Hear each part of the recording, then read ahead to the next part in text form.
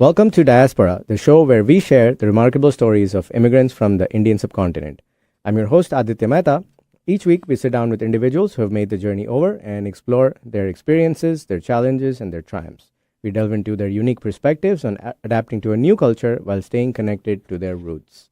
Today, we're joined by Khaja Ahmed, a leading cybersecurity expert who has held senior positions at Amazon, Microsoft, Google, and interestingly at Gemini, which is a cryptocurrency platform. Something interesting about him is that he holds several patents, and we will talk about that later in the show. Originally from Hyderabad in southern India, he came to the US to do his master's degree, and he spent time in New England and California before making Seattle his home, where he's been for the last 24 years. With that, let's dive into this week's conversation. So, Khaja, welcome to the show. Thank you, Aditya. Great to be here. A question I ask all my guests is, what American city would Hyderabad be if it was an American city? I don't know if you know this, but it's pretty well known in Hyderabad that Chicago is called Chicago Sharif. Okay. So that's sort of like a term of endearment for Chicago because so many Hyderabadis moved to Chicago. Yeah. So in terms of, I guess, culture and cuisine, Chicago would be the thing. But having grown up in Hyderabad, the Hyderabad I grew up in, the one little town that I felt reminded me of my childhood in Hyderabad is Pleasanton, California. Okay. So, Very cool. so I will nominate two cities, a big one and a little. Totally fine. I joke on the show that Washington is the fourth largest Telugu state in the world. After Which it is. After Andhra and Telangana and Texas, right? This is the fourth largest state. So we'll come back to Hyderabad a little bit later. But I want to know the origin of your name. If you could explain what your name means and where it comes from. Yeah, it's a pretty common name in India among the Muslims. Mm-hmm. And it, I believe, has Sufi/Turkish origin. Okay. It meant teacher/master. So you will see all these saints, So that's kind of... Is it sometimes used as a prefix? It is. In fact, it was a title Okay. for, I guess, a religious head or Yeah, something. I learned very recently that even the Ahmed after the name can be a suffix and is not necessarily a last name. Well, the whole notion of first name, last name is a very American It's a very /Western Western thing, yeah. You had one given name and then Yeah. you tagged on a village name or a tribe name. And there's so many variations of name origins across the world that if you try and confine everything to the first name, middle initial, last name thing, you might end up distorting everything. I explain to people that my last name is an occupational last name. Actually, it's a caste-based last name, but they won't understand it here. So I say it's an occupational last name. It means accountant, broadly. And then I talk about how I've had 4 generations of accountants before me, and then that makes sense to them. So thanks for sharing that. Going back to Hyderabad, so it was one of the larger princely states in India. We had over 500 of them, but some were like as country-sized princely states, and some were like, as small as a few villages. So tell us more about the history of Hyderabad before British rule and the whole royal families of Hyderabad, that angle. And then we can talk about Hyderabad during and then after British rule.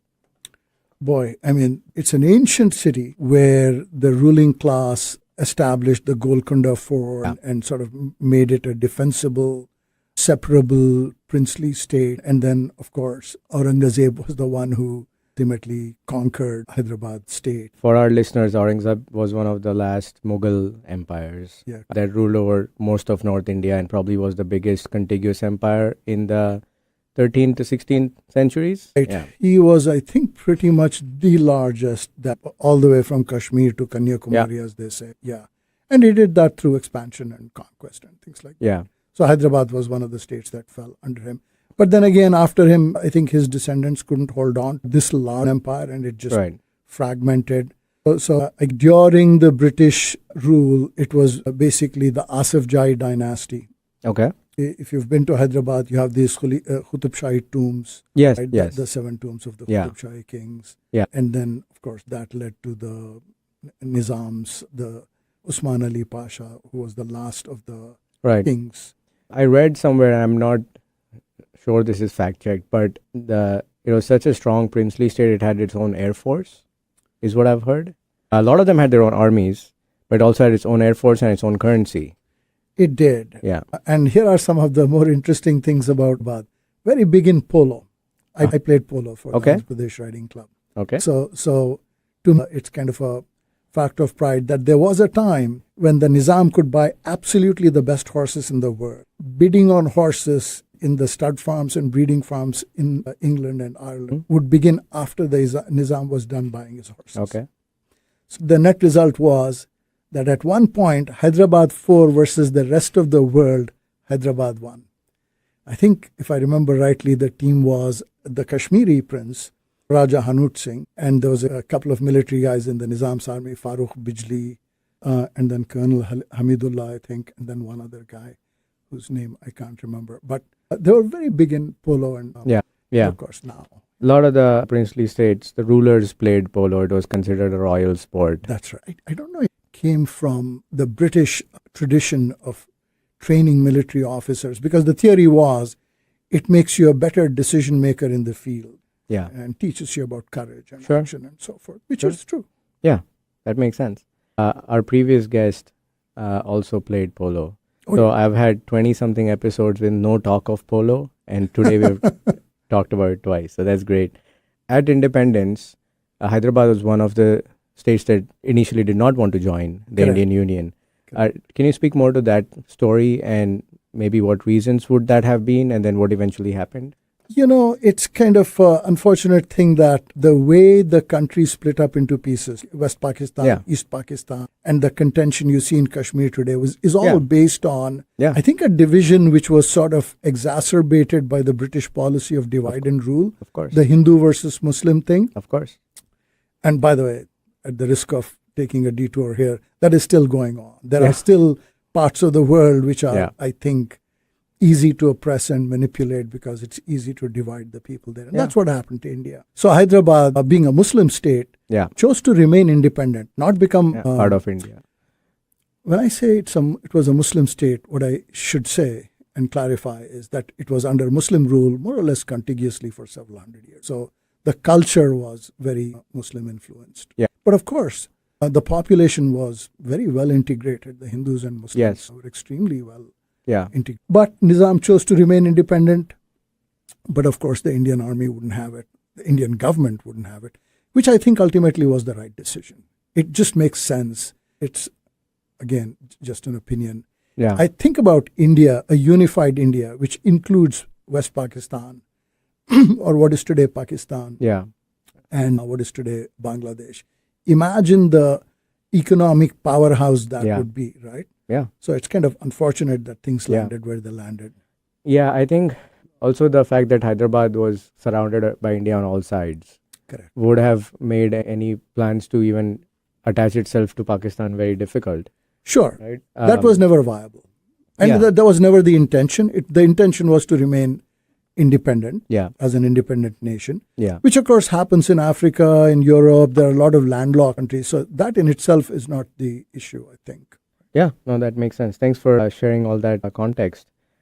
Hyderabad, I've noticed, has its own dialect of Hindi, the way it is spoken. And of course, Urdu is probably prevalent as well. And as a Bombay person who speaks terrible Hindi, our slang version is Bombay Hindi. I shouldn't be one to talk. But could you share some of the sort of like, I won't say nuances, but some of the oddities of Hyderabadi Hindi? And maybe what influenced it to be what it is? Like in Bombay, it's very clear. It's a Gujarati and Marathi influence that comes into Hindi. But is there similar such influence in Hyderabadi Hindi? Once you explain the oddities. You know, I mean, every region, at least in the past, would evolve its local culture. Yeah. And language is a part of the culture. Yeah. So cuisine, language, attire, everything sort of evolves locally. Used to evolve locally. In a hyper-connected world that we live in today, it's different. But back then, I have no idea, frankly, why the Urdu in Hyderabad evolved as differently as, let's say, it did from Lucknow. The further north you go in the Urdu-speaking cultures, the greater you see the Persian influence. Sure. Further south you go, the Persian influence diminishes. Right. And it's, I suspect, maybe some combination of Telugu and the local southern languages. Right? Yeah. I have no idea. We should, pure speculation on my part. I've discussed this with another guest from Hyderabad before. If you haven't watched it, you should watch Hyderabadi Harry Potter on Instagram. It's these like summary like Harry Potter videos, but like everybody has a Hyderabadi Hindi accent, all the characters, and it's so funny you'll fall laughing. So I'm gonna put a link to the show notes. I think one of my episodes already has the link, but I'll put it again so that our listeners can listen to it. Do you go back to Hyderabad often?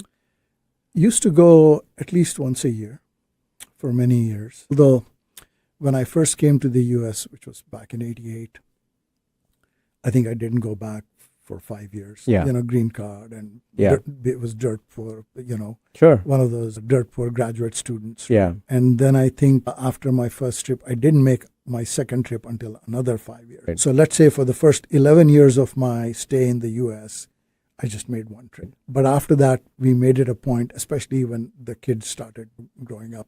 We Yeah. wanted them to understand their roots. Frankly, we wanted our kids to understand us. Sure. Why is your father and your mother the way they are? So I think that was the motivation. But Yeah. we take the kids every year, at least Yeah. once a year. I used to go to Hyderabad regularly because I was a guest lecturer at ISB Hyderabad. I Oh, was yeah? teaching Salesforce strategies. Then I visited after a long time. That city's changed a lot, and not necessarily for the worse.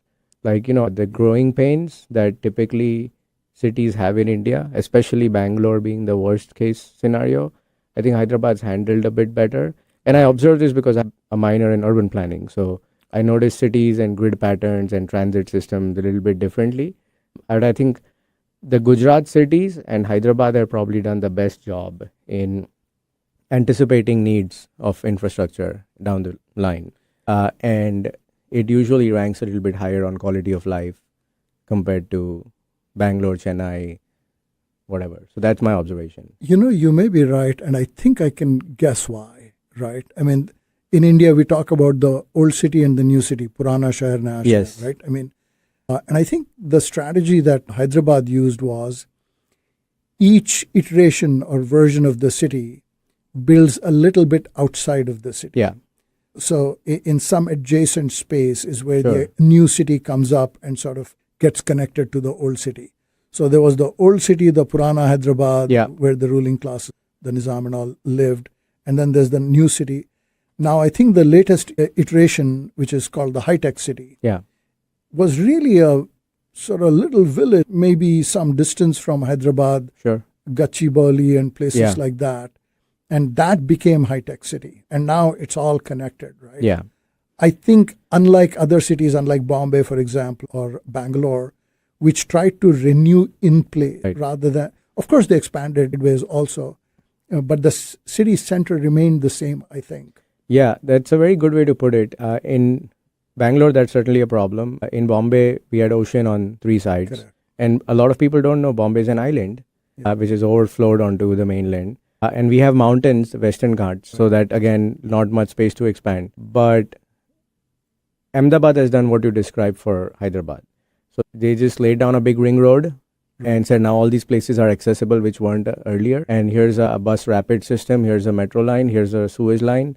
Go build wherever you want. And I think that's one of the reasons. It's a very interesting challenge to solve urban planning in India because you have 50 cities over 1 million people, 55 cities or something like that. And you're trying to improve the quality of life of 1.5 billion people. Right. And I see sometimes the infrastructure needs of the population overtake certain things that will be an issue later. So I'll give you an example.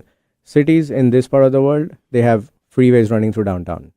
And slowly and steadily, they're all ripping them up, putting them underground, like we did with the 99 in Seattle. Right. So that there's a waterfront, there's a public space. Right. In Bombay, since there's no space to begin with, they've just reclamated a bunch of land and made it into a coastal road. So now the coast is a highway. And sure, you have some public space here and there, but for a city of 30 million people, it's never going to be enough. So I appreciate the conversation about cities and growth. It always lights me up. Like you lighted up when we talked about Polo. So I want to briefly touch upon growing up in Hyderabad in those days, and then we'll go into a short break. What was growing up like back then, and how was your childhood like, and what brought you to the point of deciding to move abroad? I mean, I had a fantastic childhood. I couldn't be more fortunate. Went to a very good school, St. George's Grammar School. It's an Anglican church back then. The Hyderabad I grew up in and the Hyderabad today are more different than you could imagine. Yeah. Culture, everything, culture, cuisine, the people, everything's different, which is not surprising. I mean, decades later, no city is going to be, able to preserve its character. London today is not the London that I visited, let's say, 35 years ago. It's very different. So that's not surprising. But the Hyderabad I grew up in, the climate was fabulous. It seemed to hover around the low to mid 70s all the time. So it was fantastic climate. Water was plentiful. Traffic wasn't bad at all. And I went to this school, which I think is just amazing. I feel like everything I've learned in life, whether it's computer science or cryptography or anything else, I was able to do because of the love of reading and the ability to read anything and comprehend it. Yeah. And the ability to do some basic math.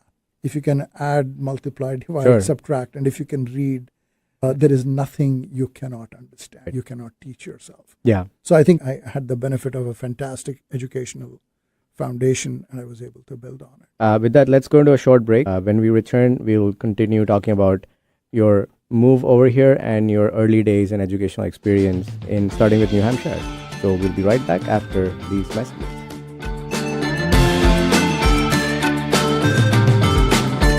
You said you'd never buy your kid candy from the checkout aisle. Or forget extra diapers. And never give in to a meltdown. You'd never lick your thumb to clean their face. Never let them have too much screen time. And never bribe them for just one more bite. You say you'd never let them out in public without their hair brushed. Never, ever become a minivan mom. And you'd never give them your phone for a quiet dinner. Calling boss work phone. So when you say you'd never leave your child in a hot car, no, it can happen. Cars get hot fast, and kids can be at risk in temperatures as low as 60 degrees Fahrenheit. Never happens. Before you leave the car, always stop, look, lock. Brought to you by NHTSA and the Ad Council. Are you ready to discover remarkable stories of resilience and cultural connection? This is Diaspora, a show sharing the journeys of first-generation immigrants from the Indian subcontinent now building their lives in North America. Inspiring, insightful, and always engaging, Diaspora offers a unique perspective on the immigrant experience. Join me, Aditya Mehta, my guests, on the Diaspora Show every Wednesday at 2 p.m. right here on KKNW. Get inspired every hour right here on Alternative Talk 1150.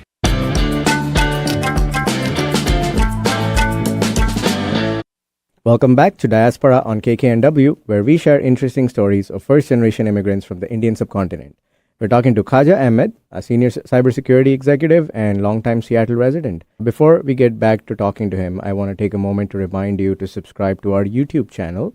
You can find all our episodes in video format there right from the first one. So, that was a very interesting first segment where we talked about all things Hyderabad. What made you decide to study abroad for your master's degree? I'm probably in that small minority of people of my generation who actually didn't want to leave Hyderabad or India at all. Yeah. I was having a great time. I was working for a company called Hinditron, which was at that time the second largest computer company in India. Okay. I was regional manager for Andhra Pradesh. By the standards of the time and place, I was making very good money and having a great time. Yeah.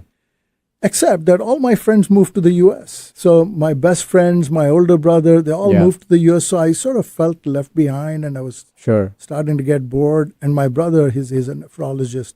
He's in L.A. Was this the 70s? No, this would have been 86. Okay. 87. 88 is when I came here. Okay. 86, 87, everybody came here. My friends came here. And my brother would say, look, if you're in computers, what the hell are you doing in India? Because at that time, the computer industry in India was not quite what it is today. Non-existent. Yeah. So I said, all right, well, I figured I'll come do my master's here and then figure out how this works out. And the most obvious destination was New Hampshire, of all places. That's the university that accepted me. So, Sure. so that was the criteria. I recently had a guest who went to North Dakota State University, and I joked with him that you wanted to complete this one state first, which is everyone's 50th state to visit. So, were there a lot of Indian students back then? Surprisingly, 2 from Hyderabad, Okay. one of whom was actually both of them were known to me indirectly. One was a friend's friend, Sure. and another was I was a member of this place called the Andhra Pradesh Riding Club, Yeah. and there was a gal there. Her older sister was also there. Yeah. So I had a bit of a Hyderabad connection and a few Indians, not a lot. Yeah. For a country our size, our social networks are very deep. So Right. it's a lot of people don't get that here. So I had a friend in UT Austin where I did my undergrad who was from San Antonio, 90 minutes away. He didn't know anyone from his high school who was there. And I had a guy who lived on my street in Bombay at UT. Right.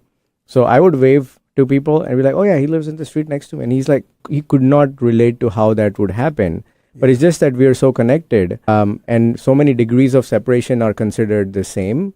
One of my guests was an AI entrepreneur. She's my cousin sister's husband's brother's wife. So obviously a close connection by Indian Absolutely. standards. So that's great. I noticed that in colleges where there were few Indian people, all the Indians got along. But in colleges where there were a lot of Indian people, like UT, the Gujaratis were separate, the South Indians were separate, the Bombay people were separate.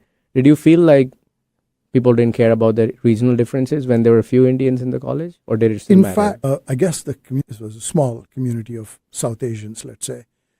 Indians, Pakistanis, everybody hung out together. Yeah. Because Yeah. similar cuisine, we would Mhm. cook together. And, Yeah. and, you know, Yeah. so yeah. Interesting. Yeah. What was your first job after college? You know, when I graduated, networking was kind of the hot thing, and I wanted to be in networking, except that there was a recession going on. This is 1990, October, when I graduated. And the only company that hired me was a security company. And I was thinking, guards and guns, I don't want to do that. What is this security thing? So they explained to me, no, this is about network security. It's about access control and encrypted traffic and that kind of stuff. So I kind of stumbled into security, and that was absolutely the most, fortunate thing that could have happened to anybody starting a career. Imagine starting a career in cybersecurity in 1990, Yeah. long before anybody understood the importance of Yeah. it. Yeah. And within 5 years, I knew so much about it. And that's a career that has served me well, and it has given me a lot, intellectual satisfaction, Yeah. career success, everything you could imagine. And was it mostly work that took you to California and Seattle, or were any of those like lifestyle choice decisions? During that phase of your life, everything is centered around your career and Yeah. and jobs, right? That's how I got to Seattle. So Yeah, we all did. I came to Seattle because Microsoft hired me. okay. I was in Silicon Valley, and I got to Silicon Valley because I used to work for DEC. This would have been 95, 96. And then DEC was plummeting. It was just sort of disintegrating and doing, not well at all. And then my boss, who was the vice president of hardware engineering in the server division of DEC, he moved to Silicon Valley. And I didn't get along with his boss. Yeah. So I called up my previous boss and said, Hugh, you have to get me out of here. Sure. So I said, come work for me in the Silicon Valley. And that's how I ended up there. Yeah. How has the industry evolved over the years, especially as AI has come in? I'm sure the industry has gone far more sophisticated, but are there any other shifts that are happening because of AI? Maybe there are 3 shifts I can talk about. One was when everything started to get connected to everything else, i.e. the internet. Yeah. When that happened, suddenly security became super important. Annoying Norton antivirus Oh, yeah. phase. Yeah. And firewalls and the notion of encrypting traffic and things like that. So the internet changed everything cybersecurity-wise. Right? Yeah. Prior to that, there wasn't that much understanding of the value of I security. think average people even today have no idea about even basics of network security. They're logging into their banks on a public Wi-Fi network. They have no antivirus on their computer. So at least as far as the general public is concerned, I don't think there's been any evolution of their basic knowledge. In a way, though, I think that's okay because you want security to be a part of the substrate. Sure. You don't want, and you shouldn't have to rely on consumers to get security right. Fair. Because if you're relying on them, that's going to be a disaster. Sure. The idea is that the providers of machines and operating systems and the providers of services Yeah. should do the right things and make sure that consumers, i.e. their customers, are protected. And by the way, they're not doing a good job of that. I mean, look at how many compromises we've had and how Yeah. everybody's PII has been stolen over and over again. Yeah. PI being personally identifiable information. Which is, So you said internet was the first big shift. right. What was the next one? The second thing was e-commerce, which followed it fairly quickly. Sure. When money, big money, and buying began to happen on the internet. So people started Right. doing banking on the internet, Right. buying and selling stuff on the internet, doing transactions of all kinds. I remember the very first, what was that? A B2B, what were they called? B2B commerce firms, B2B exchanges. There was this huge transaction of $1 billion, right? The first time somebody bought something that big, I think it was a energy transaction on the internet. It became clear that this is serious. Yeah. I mean, a huge chunk of the commerce Sure. is happening on the net. Yeah. And then, of course, the third one is AI. Yeah. And the AI, the changes haven't quite settled in yet. So we don't know what changes we will end up with by the time we're done with this. Yeah. It's almost like the late 90s, the e-commerce boom where everybody is trying to take AI into their spaces and seeing what sticks, what's going to work, what's not going to work. And then some macro trends will emerge, and maybe it won't take as long as it took previously because these cycles get faster and faster, I feel.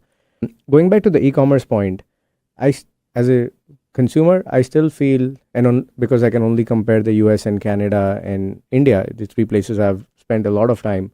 In general, Indian banking security is better because of the simple OTP. And you need an OTP to do, breathe literally in India. And I don't see OTPs as prevalent here. Do you have any thoughts on that? And if so, then why that may be the case? Because it's such a simple tool to implement. I'm at risk of veering off into really geeky stuff here. Go for it. I'll briefly touch on it. Yeah. OTP is actually not the best way of doing security. Okay. In fact, in my last company where I worked, I would interview any SaaS provider and say, what is your second form of multi-factor authentication. Right. Yeah. And if you're using OTP, you're not getting it right. Okay. Because it's a very phishable form of second factor. Non-phishable forms of second factor are U2F keys or pass keys and things Right. like that. So that said, I'm not too familiar with Indian banking, Yeah. but I think at this point, at least the one Indian bank I do use, HSBC, well, it's a global bank, but I use an Indian branch. They're all doing the same thing.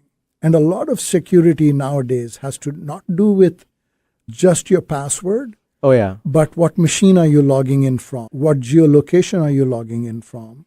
What time you're logging in from, etc. So there's a bunch of other signal that is incorporated into the decision of whether or not this login if you log in from a randomly different country 5 minutes later, after you logged in from India, then they're going to ask that question. Yeah. Interesting. There's a comedian called Vipul Goyal in India, and he keeps talking about how his wife uses his credit card to shop and then keeps calling him for the OTP. And he says, I feel like OTP is obligation to Patni. And for our listeners, Patni means wife. So he makes a joke out of what the OTP stands for. Oh, cool. I don't think you got geeky at all. That was pretty simple to understand. There's a show on Netflix called Jamtara, which is about all the creative ways. I mean, it's a drama, but it's about all the creative ways that are used to scam people in India, starting with the OTP. And Jamtara is the name of the town, which is infamous for having these like sweatshop call centers from where all the scams are done. So I'm going to include a link to that in our show notes in case one of our listeners wants to hear about it. So tell me more about the various patents that you hold. Actually, I'll say innovation. That is to say, coming up with a solution for a problem that does not yet have a solution. Right? I mean, I think is a very natural thing for anybody with an engineering mind. So you give me a problem and I want to solve it. Yeah. And companies like to patent these solutions. Sure. So that's how you end up with patents. Sure. So I have a bunch. And sometimes because companies are very, let's say inclined to patent things, you end up potentially with a lot more patents than I feel excited about. Meaning I come up with an idea which I think is not hugely important, but it gets patented. But there are a few that I'm actually quite proud of. One of those is the idea that if you use Windows, for example, there is something called P2P cache sharing. Yeah. Which is to say, peer-to-peer. You and I are, let's say, in the same office, sitting on our notebooks, and you download a patch or an update to your operating system. And now I need to download it. Yeah. I don't have to download it from the server on the net. I can download it from you. From the local network. From the local net, which is a lot faster than trying to download it from that's based on a P2P cache sharing invention, patent. Interesting. In the case of patents which are highly commercialized, is it common for companies to share some of the spoils with the employees who came up with that design? You get these nice cubes. I have a bunch of these granite cubes from Microsoft or these plaques from Amazon. Yeah. Another one that I'm somewhat proud of is there is an Amazon product called Guard Duty, which is based on a patent and a prototype that I wrote.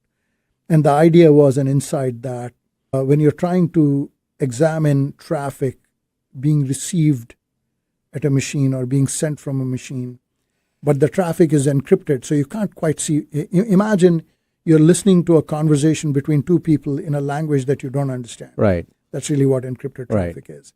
Well, it turns out that just the nature of the traffic, the shape of the traffic, the packet size, the ratio of sent and received packets, the gaps between packets, that can tell you what is the nature of the conversation. So you can discern, let's say, somebody watching a movie, which is going to look very different from somebody surfing the web, which is going to look very different from somebody attacking a site. Sure. So that was an insight based on which I have a patent. And being from a non-engineering background, for me, if you ask me what a patent is, it's like, oh, the person who invented the tripod. Like, it's always very material things you can hold in your hand. Like, oh, like someone who invented a car. But I think within a car, there'll be hundreds or thousands of patents for all sorts of things. That's right. Some of those are technology, some of those are actual hardware. Exactly right. I mean, in a car, for example, there are patents for internal combustion engines, how to discern the right mix of fuel and air. How do you compute that? So, that's not a physical thing you can hold, but that's an idea which can be reified, which can be implemented in something. So potentially, the wheel could be a patent. The mix of the rubber in the wheel could be a patent. Oh, yeah. And the process by which that mix is made, it could be a patent. Oh, yeah. There are, in fact, patents called process patents. Okay. So it's not a thing that you build, but it is how you do something. I have a unique way of organizing hangers in my closet. Can I get a patent for You that? Absolutely can. By the way, the patent office will let you patent whatever the hell you like because they don't care. It's revenue for them. You pay them a fee for it. Yeah, I read that there was a time earlier in the, I think, 20th century when the office closed down in the US because there was nothing left to invent. I don't know if it's fact-checked, but I read it in one of those like 1001 interesting facts kind of books. And obviously, the pace of innovation has only multiplied exponentially since then. Oh, yeah. Cool. This was very interesting. So let's take a short break. And when we come back, I want to talk about high-level discussion about cryptocurrency. And then we'll go into our weekly segments and then end the show. So stay tuned for these messages.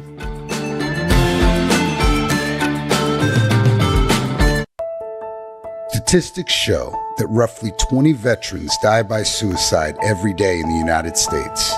And each day, over 1,000 dogs are euthanized in shelters across the country.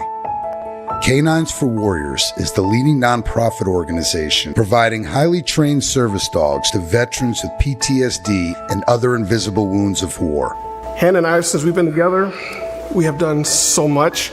There's nothing I won't do now as long as Hannah's by my side. Without Hannah, I'd probably still be stuck in the living room with the curtains drawn, with my back to the wall, with probably a gun on my lap. The majority of service dogs from canines are rescues, and with each pairing, 2 lives are changed forever. We rescue the dog rescues the warrior.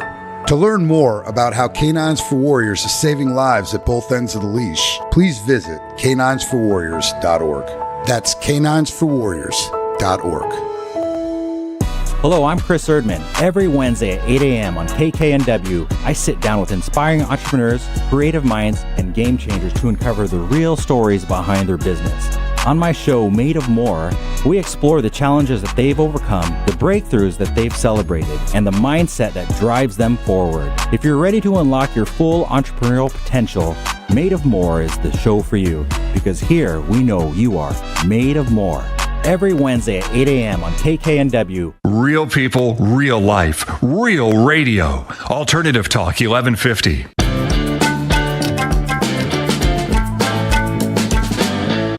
Welcome back to Diaspora on KKNW, where we share interesting stories of first-generation immigrants from South Asia.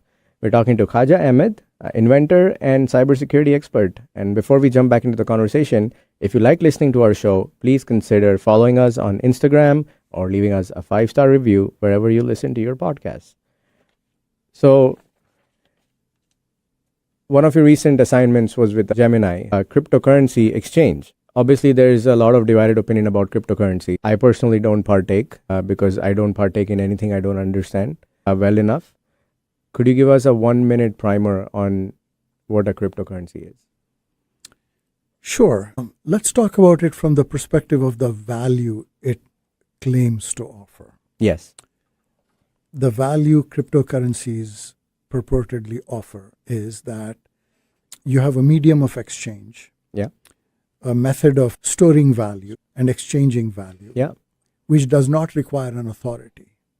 There is no government, there is no central authority, there is no company. Right. So without depending on any organization or institution, by depending on just the underlying math, right, the mathematical properties of this thing, you can create a currency, which is a beautiful idea. Yeah. It's a fantastic idea. Yeah.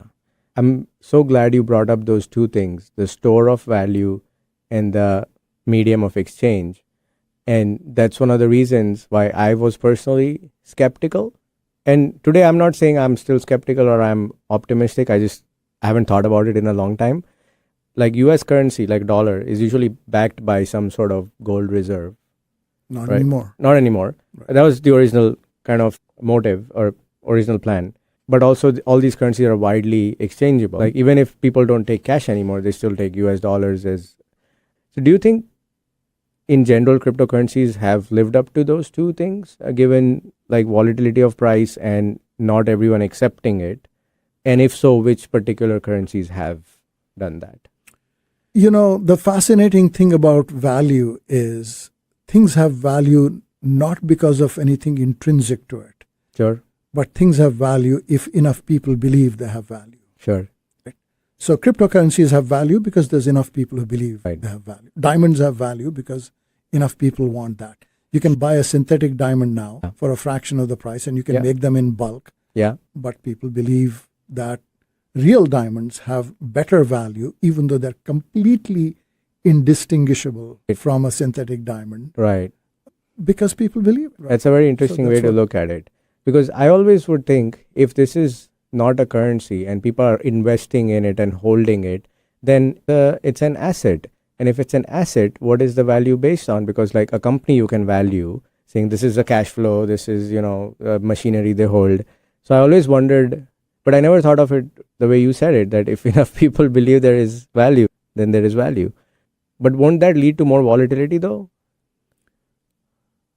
Not by itself, I don't think. Okay. There could be events that cause mass perception to shift one way or the other. Right. So as an example, if governments broadly decided that they're going to try and penalize ownership and holding and usage of cryptocurrencies, well, then the value is going to fall. Yeah, that makes sense. So barring some external event like that, I don't see anything changing. Okay. Do you think it will just gradually become more accepted as a medium of exchange than it is now? That's certainly been the trajectory. But to quote Mark Twain, the business of prophecy, especially about the future, is very risky. So yeah.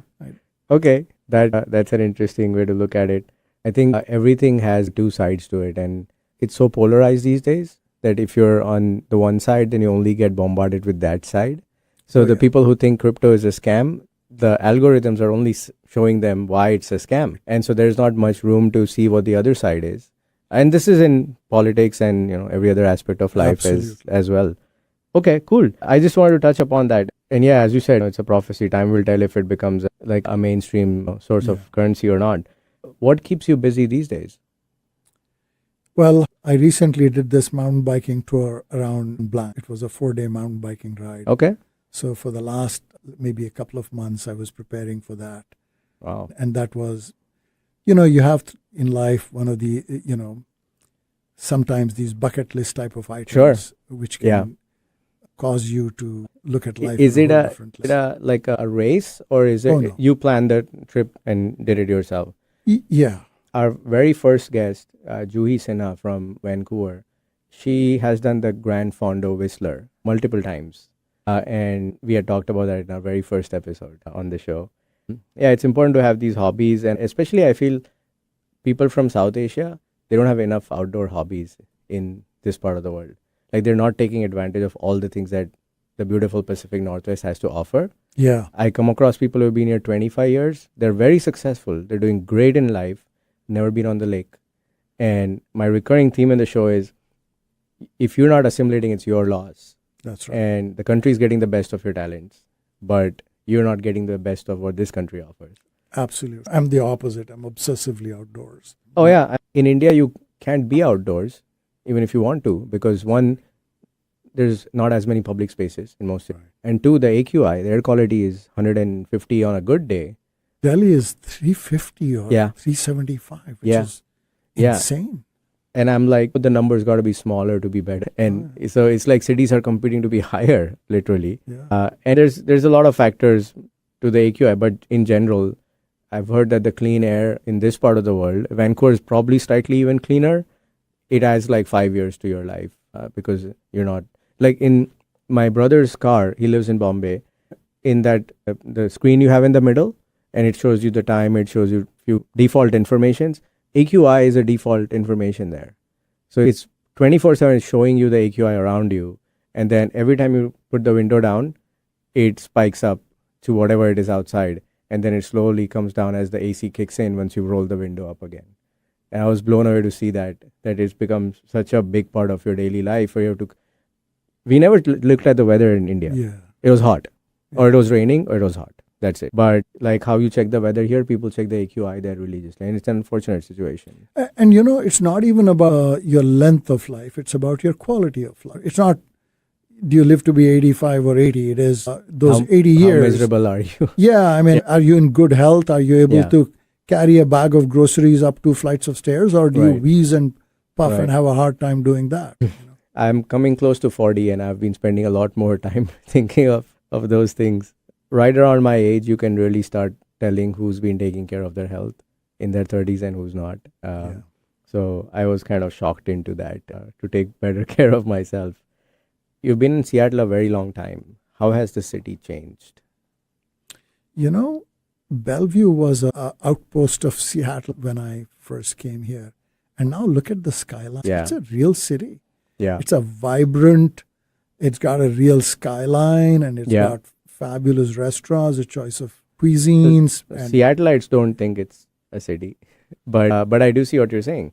When you're on the 90 bridge coming back, it's like a real town panorama that you see there. Yeah, and frankly, at this point at least, it's a better city because sadly, Seattle's sort of the homelessness and the drugs and all of that deteriorated the quality of So when I came from Vancouver, I found that Seattle, the premium you pay for housing in the downtown core is not worth the downtown experience.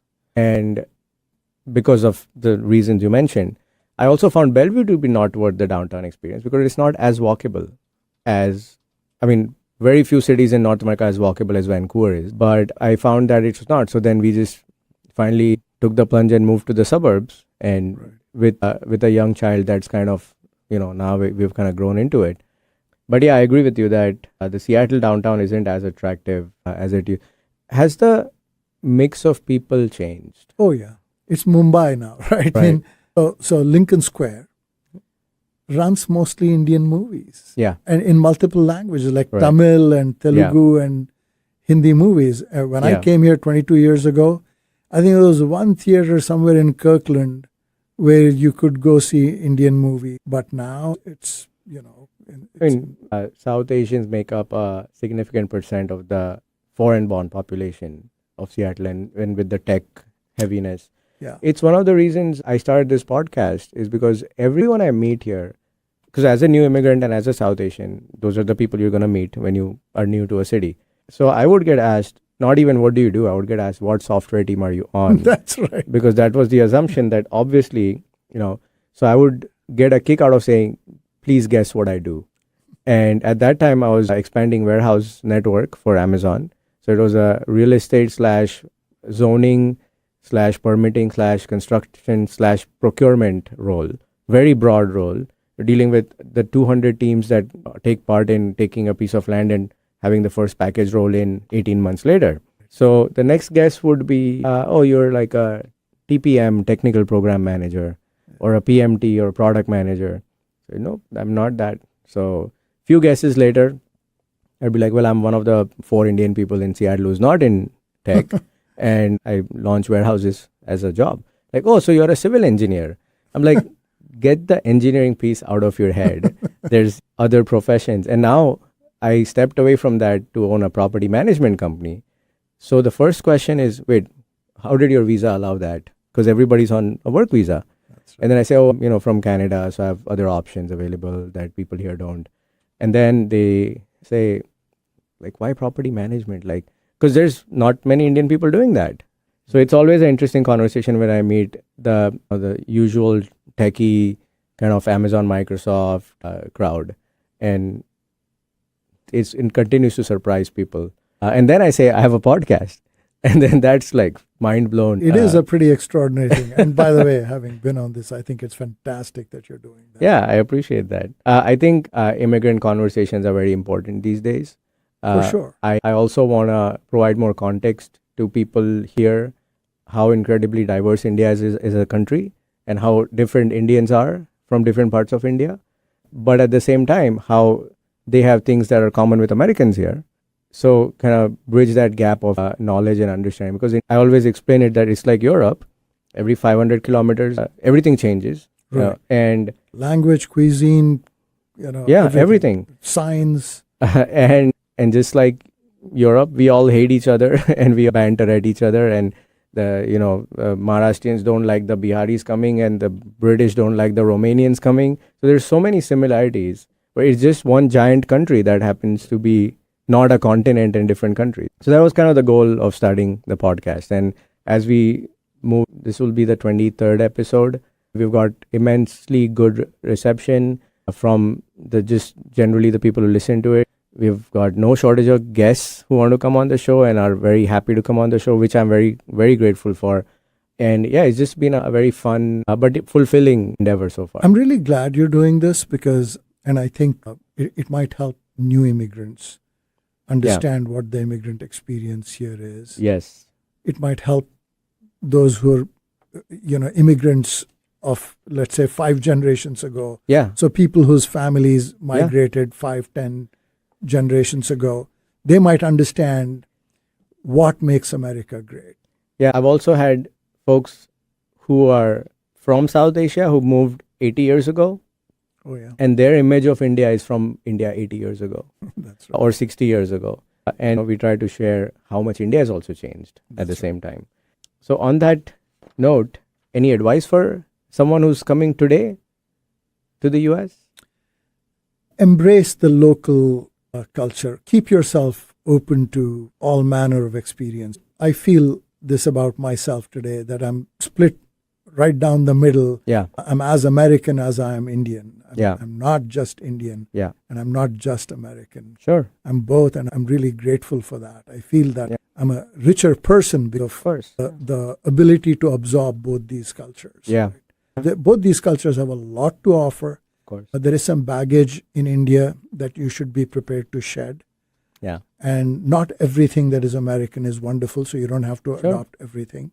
Yeah. But if you can be eclectic about this and pick the best of both worlds, you will end up in a much better spot. 100%. Absolutely. That's great advice. Let's move on to our weekly segments now. And let's spin the wheel and see what we land on. Twice in a row, we have mango memories. So, people from our part of the world tend to be passionate about mangoes and have really core memories, especially from childhood. So, what's your favorite mango memory? You know, my dad worked in a little town called Sangareddy. He was a civil surgeon. He was the chief surgeon of the hospital in Sangareddy. Yeah. Which is about, I think, 30 miles from Hyderabad. And that happens to have the world's largest mango research facility. I didn't know that was a thing. Yeah, and if I remember rightly, there were like 230, 250 varieties of mangoes. So I decided I'm going to eat every one of those and decide for myself which is the best. Your own mango research. Yeah, so I don't think I made it through all 250 or whatever. Sure. But I sure made a great dent in it. We'd get these, people would bring these baskets of mangoes. Yeah. And I'm just horrified when I think about how many I could eat at a time. Yeah. I could comfortably eat 6, 7 mangoes. Yeah, my personal record is 6 before my mom put a stop to it. But I could have probably eaten more. Any favorite varieties of mango? Pedarasal. Oh, that's a new one which we have not yet. It's those massive, juicy things. Yeah. We usually get Banganapalli as a favorite or Hafus, depending on which part of the country you're from. Yeah. I personally like Rajapuri. We grows in our farm in Gujarat. We have an organic farm with about 800 mango trees.